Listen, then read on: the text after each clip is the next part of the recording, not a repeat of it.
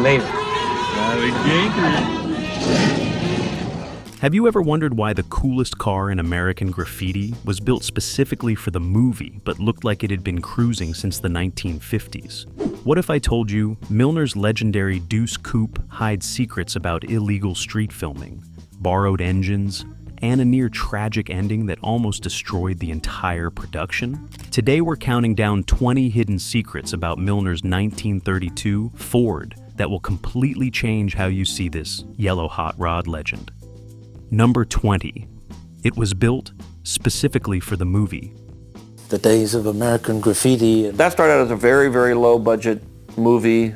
Milner's iconic yellow coupe wasn't some lucky find at a car show.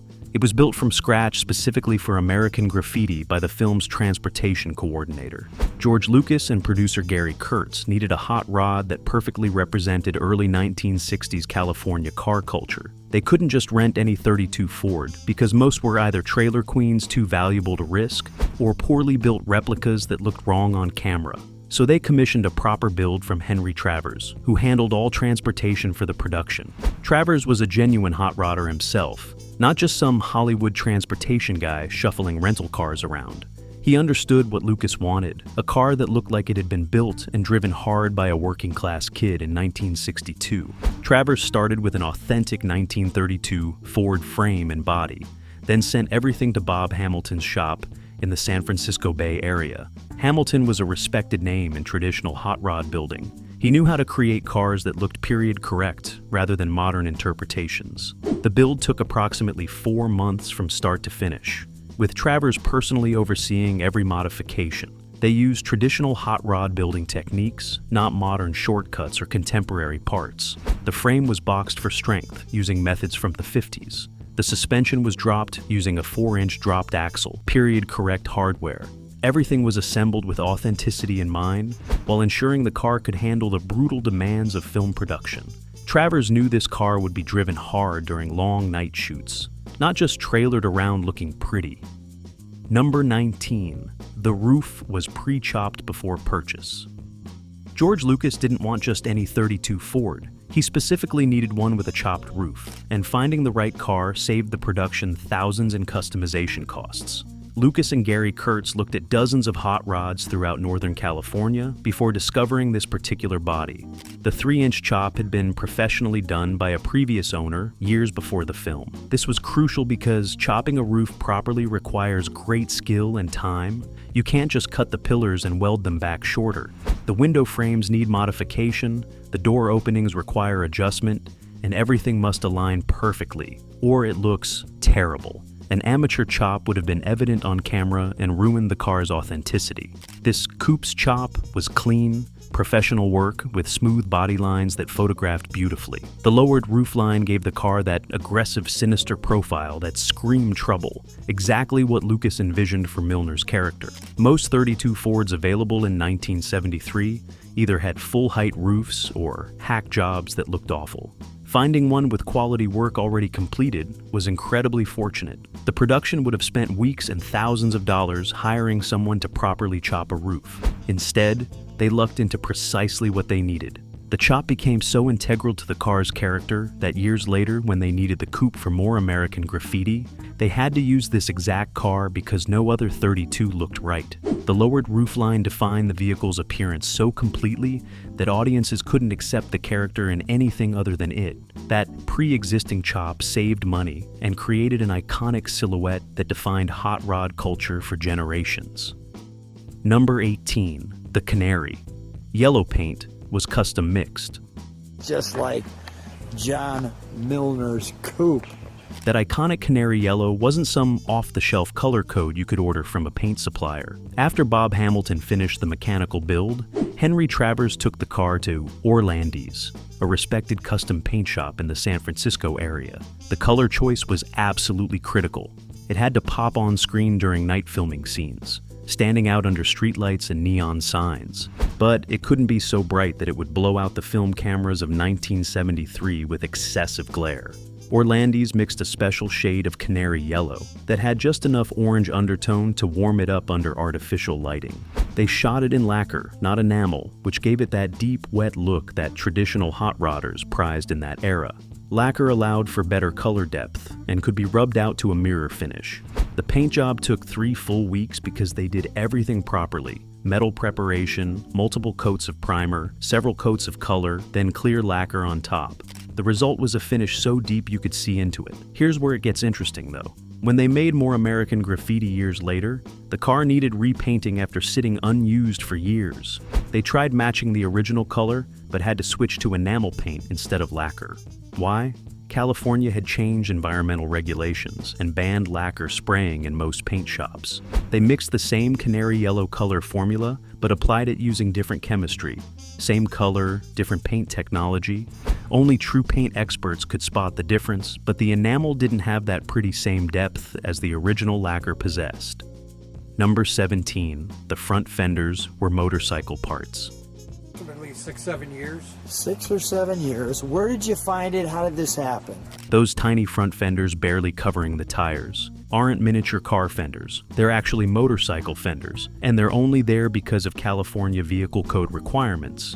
In 1973, and in the film's 1962 setting, California law required all registered vehicles to have fenders covering the tops of tires. Hot rodders hated this because full fenders ruined the highboy look they wanted. That exposed front suspension and tall stance were crucial to the aggressive aesthetic Lucas demanded for Milner's car. So Henry Travers found a legal loophole using minimalist compliance. He sourced a pair of motorcycle fenders that technically met the requirement, but barely covered anything. They were mounted on custom fabricated brackets following the tire profile, just enough to keep police from writing tickets. The fenders were so small that they provided almost zero protection from rocks or water thrown by the tires. But they kept the car street legal during location filming on public roads. Other hot rodders watching the film noticed this clever solution immediately. By the late 1970s, motorcycle fenders on hot rods became a legitimate styling trend. Builders started copying what they'd seen in American Graffiti, not realizing it had been a legal workaround rather than a deliberate style choice. Parts suppliers began marketing motorcycle fenders, specifically for hot rod applications. The funny part is that Milner's fenders caused more hot rod trends than any other single detail on the car. Thousands of builders copied them, without understanding the original purpose was satisfying the vehicle code with an absolute minimum compliance while maintaining the desired appearance. Number 16. Paul Le Mat couldn't drive a manual transmission. Later. Here's an embarrassing secret that production tried desperately to hide. Paul Le Mat, playing John Milner, the supposed hot rod expert and street racing king, couldn't drive a manual transmission when filming started. Le Mat had grown up driving exclusively automatic transmission cars. He'd never learned proper clutch control or shifting technique. This created enormous problems because the coupe had a Super T10 4-speed manual gearbox.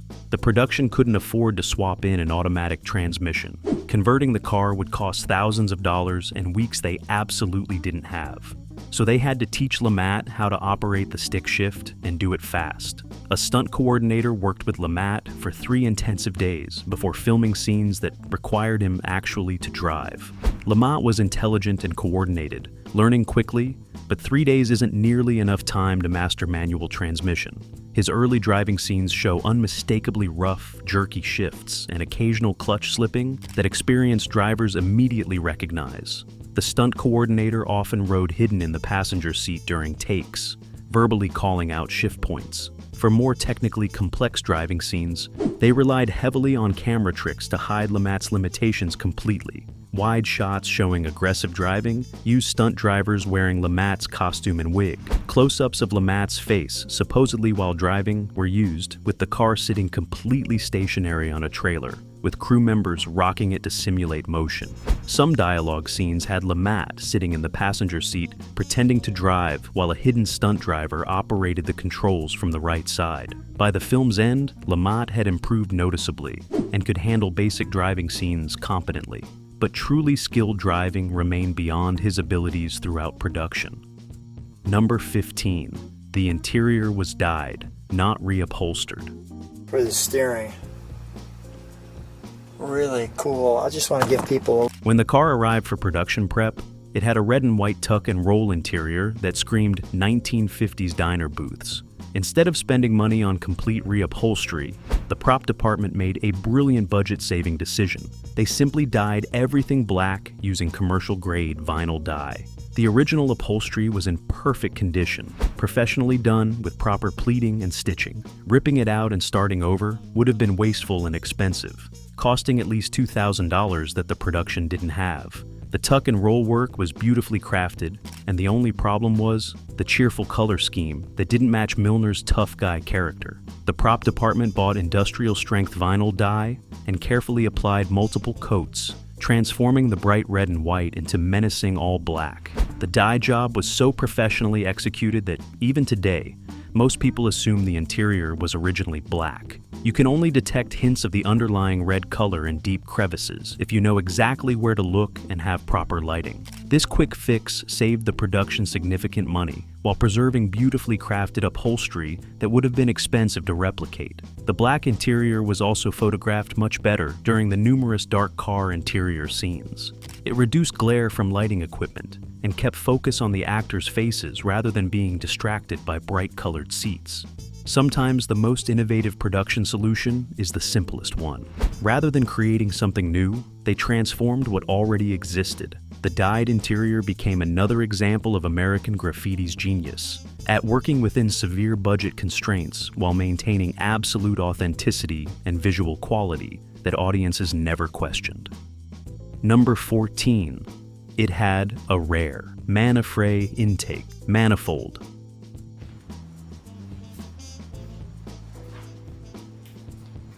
Under that hood sat something genuinely special that collectors obsess over today. The Chevy 327 engine was topped with 4 Rochester II barrel carburetors mounted on a Manfray intake manifold.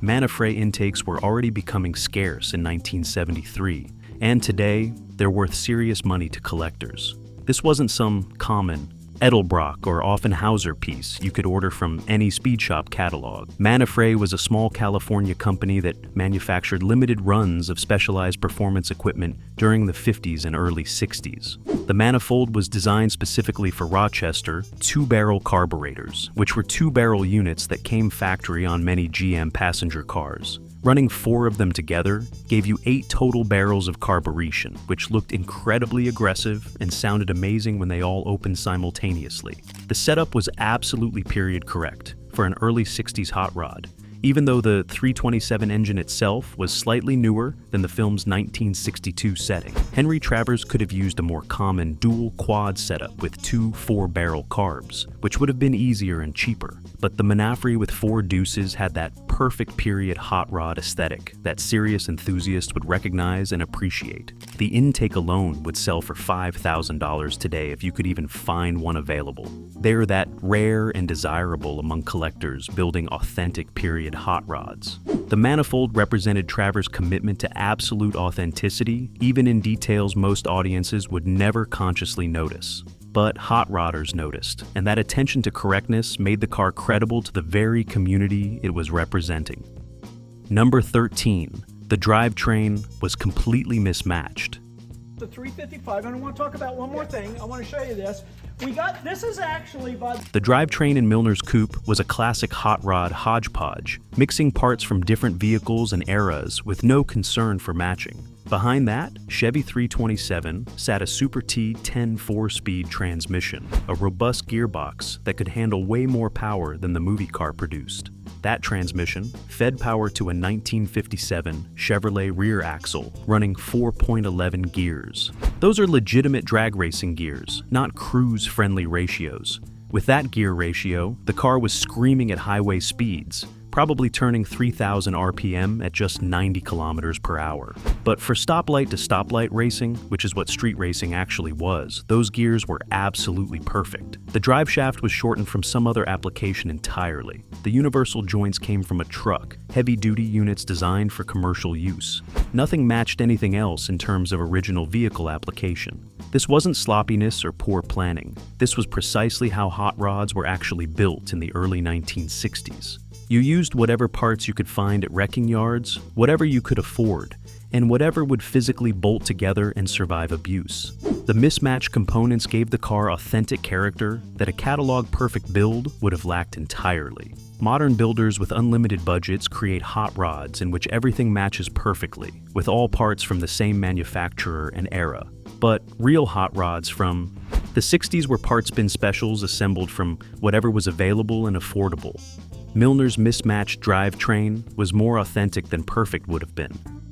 Number 12. Henry Travers did the actual stunt driving.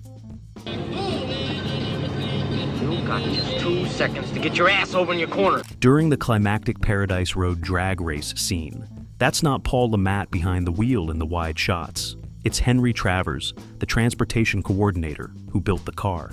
Insurance companies get incredibly nervous when lead actors perform their own high-speed driving, especially in irreplaceable picture cars worth significant money. Travers was an experienced drag racer who knew the car intimately since he'd personally overseen its construction.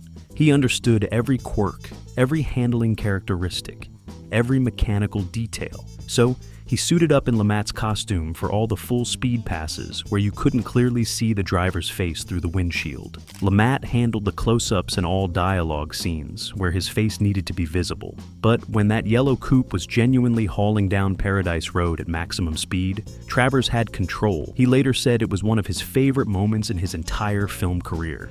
Getting to race the car he'd built on camera, even though audiences would think they were watching the actor. The crew filmed multiple takes to get perfect footage, and Travers nailed the launch every single time. He'd chirp the tires just enough to look aggressive without completely breaking traction and wasting forward momentum. His racing experience showed in the consistency of each pass.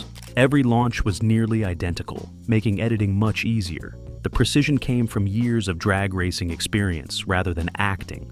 Travers understood weight transfer, clutch engagement, shift timing, all the technical details that make drag racing look effortless. His skill gave the race sequence authenticity that an actor pretending to be a race could never achieve. Number 11. They had 10 minutes to film the sunrise ending. Limitations that George Lucas worked under are legendary. He shot the film in about 28 or 29. The climactic race scene at Paradise Road required capturing that perfect dawn light, but sunrise waits for absolutely no one. The crew had exactly 10 minutes of usable light each morning, where the sky displayed that magical blue-orange glow. They attempted filming for 3 consecutive mornings before the weather finally cooperated with clear skies.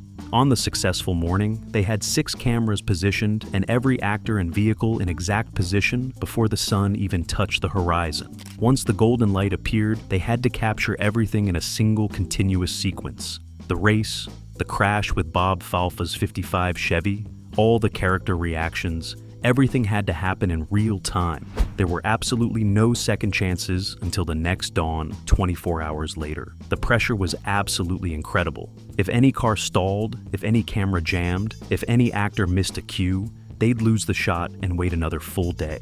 The entire crew had rehearsed the sequence like a military operation the previous night. Everyone knew their exact positions and timing. When the sun finally provided that perfect light, they executed the entire sequence in just 8 minutes. The result is one of the most beautifully lit drag race scenes ever captured on film. All because they had to race against the sun itself, literally. The tight timeline actually helped the performances.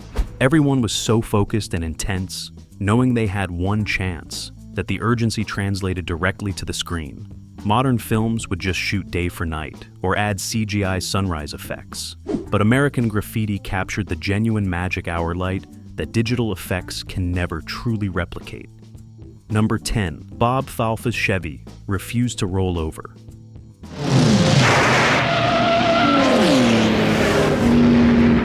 When Bob Falfa's '55 Chevy was supposed to flip during the crash scene, it absolutely refused to cooperate, no matter what the crew tried. They built a hidden pipe ramp in the grass, figuring the Chevy would hit it at speed, and roll dramatically for the cameras. First take, the car hit the ramp hard and just bounced, landing back on its wheels. Second take, precisely the same result. The 55 was too well balanced and kept landing upright like a cat. After 5 failed attempts, with sunrise rapidly approaching, the crew moved to desperate Plan B. They attached steel cables to the far side of the Chevy and had crew members literally yank it over manually as it passed the ramp. Even that took 2 attempts to get a convincing roll. The whole disaster consumed precious darkness and nearly cost them the critical dawn shot they needed. Harrison Ford, playing Falfa, was getting genuinely seasick from the repeated impacts and bouncing. His discomfort in the final take was completely real, not acting. They finally achieved the rollover on take 7, just minutes before the perfect light was lost completely. The irony is that modern film crews use computer-controlled pneumatic rams that flip cars precisely on command. But in 1973, you had guys with ropes playing literal tug-of-war with a Chevrolet, hoping physics would cooperate. The chaos behind the scenes made the final shot even more valuable, because everyone knew how difficult it had been to capture. That rollover nearly didn't happen at all, which would have completely changed the film's ending. Number 9, the California Kid Connection. Out there, or is that the only one? There are some replica cars, tribute cars, stuff like that. 3 years after American Graffiti, the Yellow 32, Ford had a secret second career, providing insert shots for another famous car movie. When they filmed The California Kid in 1974, starring Martin Sheen, they needed close-ups of a supercharged engine and speedometer shots for the title car. The problem was that the actual California Kid car's engine bay was too cramped to fit camera equipment properly. Someone at Universal remembered that the Graffiti Coupe was still stored on the lot with its wide-open engine bay and accessible layout. They rolled it onto a soundstage and shot all the engine detail shots using clever camera angles that hid the different intake manifold. The speedometer shots were filmed the same day with minimal setup. They just swapped the gauge faces to match the California Kid's dashboard and filmed the needle climbing to 120 miles per hour. If you watch both movies back to back and know exactly what to look for, you can spot Milner's engine doubling for the California Kid's blown flathead motor. It's one of those Hollywood recycling tricks that studios never publicize but happen constantly. The Graffiti Coupe earned an extra paycheck without even leaving the Universal lot or appearing in the actual film. The engine bay's distinctive 4-carb setup appears in the California Kid, even though that car supposedly had a completely different supercharged engine. Nobody noticed because the shots were brief inserts that audiences processed subconsciously without scrutinizing details. The Yellow Coupe became a utility player, helping out other productions when they needed generic hot rod footage. Number 8. It was almost sold for $1,500. My favorite is American Graffiti. Before American Graffiti hit theaters, Universal Studios had absolutely no idea they were sitting on a cultural phenomenon waiting to happen. The Yellow Coupe was just another prop, taking up valuable warehouse space that could be used for other productions. Some administrative genius in the property department decided to clear out old vehicles and listed the 32 Ford for sale at $1,500. This was early 1973 after filming Wrapped, but before theatrical release in August. They ran classified advertisements in the Los Angeles Times and the Recycler magazine. A few hot rod enthusiasts came to look at it, but nobody wanted to pay the full asking price. The car was genuinely rough after months of brutal filming. The paint was scratched and chipped. The interior was dirty and worn. The mechanicals were tired and neglected. One potential buyer offered $1,000 cash on the spot, but Universal's property manager insisted on the full $1,500. Thank God corporate bureaucracy prevented that sale. By the time the movie exploded into theaters that summer and became a massive cultural hit, the car was already famous. That same buyer who'd offered $1,000 called back weeks later, now offering $10,000. Way too late. Universal immediately pulled the car off the market and suddenly treated it like the valuable asset it had become. Imagine being the executive who almost sold one of cinema's most iconic cars for $1,500. That classified advertisement is now a collector's item itself, representing how close the car came to disappearing into private ownership before anyone realized its significance. Number 7. The sealed bid transfer to Steve Fitch. With other hot rod cars. And After more American Graffiti wrapped in 1979, Universal decided they were finished with the car permanently. Instead of a public auction where prices might escalate unpredictably, they chose a sealed bid process. Interested parties submitted their best offer in sealed envelopes, with the highest bid winning. Steve Fitch, a serious car collector from Southern California, had been tracking the yellow coupe since seeing the original film. He understood sealed bids were extremely tricky to navigate. Bid too low, and you lose everything. Bid too high, and you massively overpay with zero chance to negotiate downward. Fitch did extensive homework, discreetly calling around to gauge interest levels and estimate what other serious bidders might offer. He figured most collectors would bid somewhere between $20,000 and $30,000 based on market conditions. He decided to go in at $35,000 and then spent 2 agonizing weeks waiting for results. When Universal finally opened all the sealed bids, Fitch had won by just $2,000. The next highest bidder was absolutely devastated, knowing that if only they'd bid slightly more, the car would have been theirs. Fitch kept the coupe for several years, maintaining it carefully and displaying it occasionally at major car events. The sealed bid process meant the actual sale price remained confidential for years, adding to the car's mystique and legend. People could only speculate about what it had sold for. The secrecy made the transaction seem more valuable and exclusive than it would have been in a public auction. Fitch's calculated gamble paid off, winning one of cinema's most famous cars by the narrowest possible margin. Number 6. Rick Figari bought it at age 20. Hi, I'm Paul Lemack. In 1985, a 20-year-old kid named Rick Figari accomplished what most collectors only dream about. He bought the most famous Deuce Coupe in America. Figari had been absolutely obsessed with the car since seeing American Graffiti as a young child. He worked multiple jobs simultaneously, saved every penny he could, and somehow convinced Steve Fitch to sell. Most 20-year-olds would have immediately modified the car or beaten it up, showing off to friends.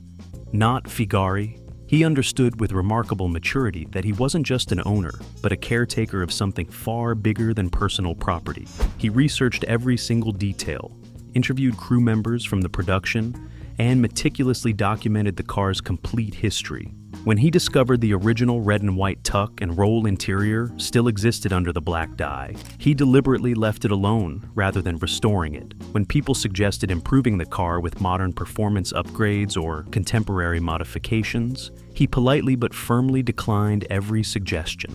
Figari spent decades maintaining the vehicle exactly as it appeared on screen, right down to trivial details like the safety wire on the hood pins.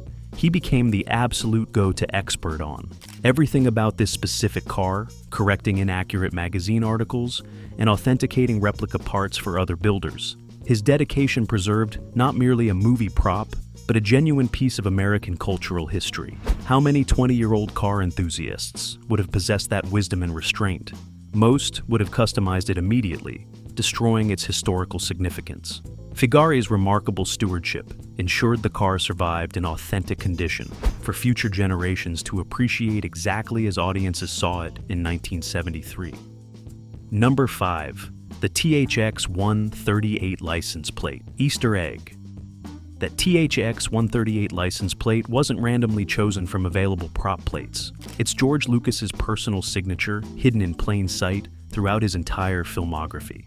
Before American Graffiti, Lucas had directed a dystopian science fiction film called THX 1138. The movie bombed commercially, but established Lucas as a serious filmmaker worth watching. When it came time to select a license plate for the 32 Ford, Lucas specifically requested THX 138 as a direct nod to his earlier work. He changed one digit to make the reference slightly less obvious, but anyone paying attention would recognize the connection immediately. This started Lucas's lifelong tradition of hiding 1138 references throughout his movies. It appears in Star Wars as Cell Block 1138, where Princess Leia is held prisoner. It shows up in Indiana Jones as a Nazi truck identification number. You can find it hidden in dozens of other places throughout Lucas's entire career.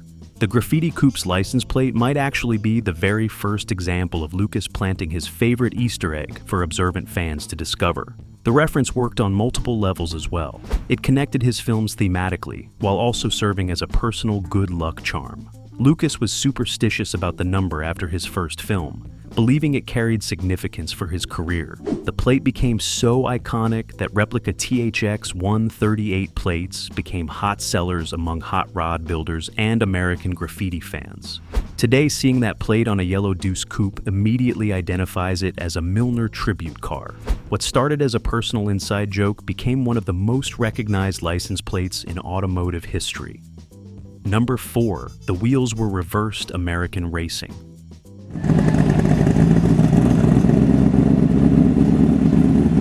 Those distinctive wheels that give the Coupe its period-perfect stance are American Racing torque thrust wheels, but they're mounted backward from how they were designed.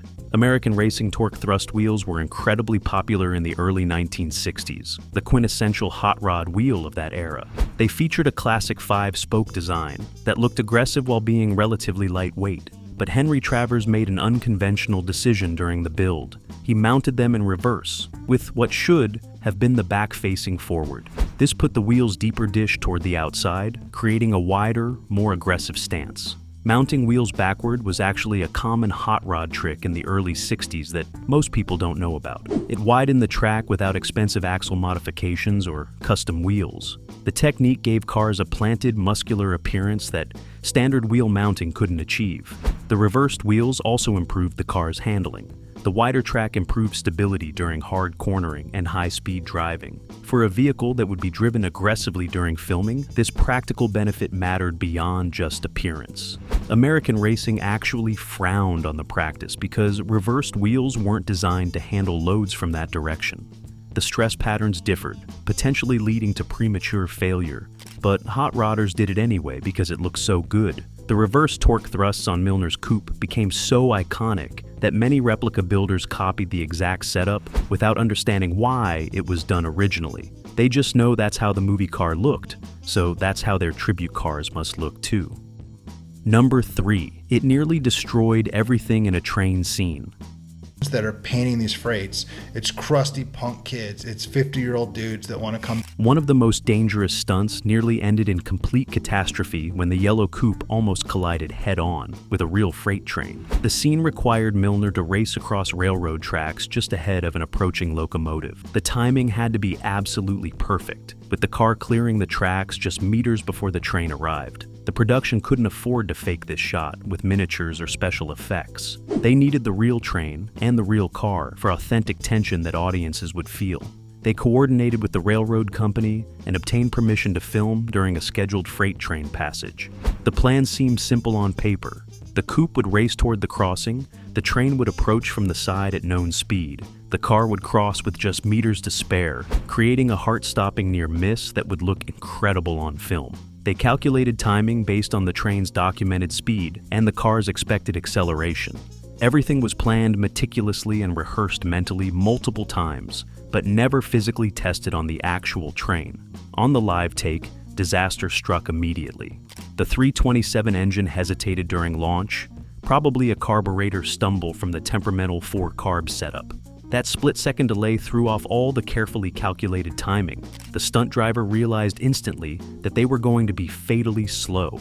He faced an impossible choice: brake hard and abort safely, or floor it completely and pray. He chose full throttle. The Coupe's tires screamed, smoking as the driver buried the accelerator.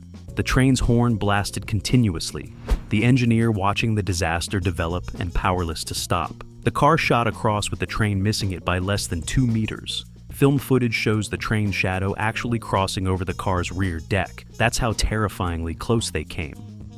Number 2. The grille shell was sectioned 2 inches.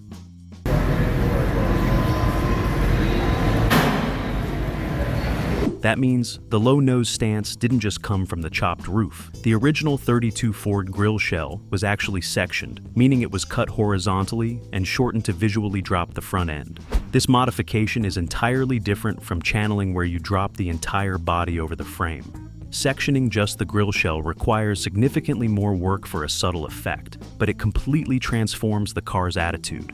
The grille was shortened by approximately 2 inches, which doesn't sound dramatic until you compare it side by side with a stock 32. the proportions change entirely. The car looks like it's leaning forward aggressively, ready to launch. This modification required reshaping the hood sides to match the new grille height and modifying how the radiator mounted behind it.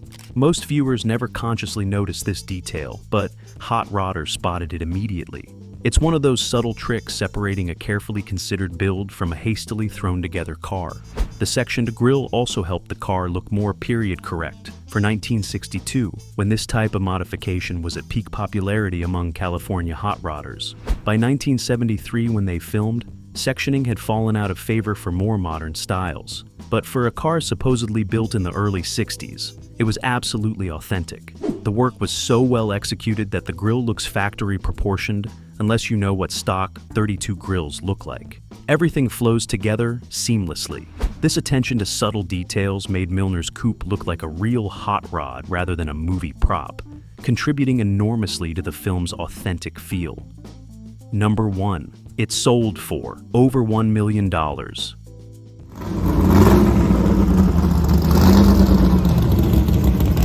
In recent years, the iconic yellow 32 Ford achieved what seemed impossible for a movie car. It crossed the $1 million threshold, selling privately for an undisclosed amount, reportedly exceeding $1.2 million. The exact sale price remains confidential, but sources close to the transaction confirmed it shattered all previous records for American Graffiti memorabilia. The car's value had been climbing steadily for decades.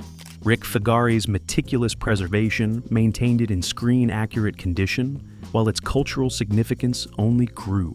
American Graffiti's reputation as one of cinema's most influential films cemented over time. The yellow coupe became increasingly recognized not just as a movie prop, but as a genuine piece of American cultural history, representing an entire era.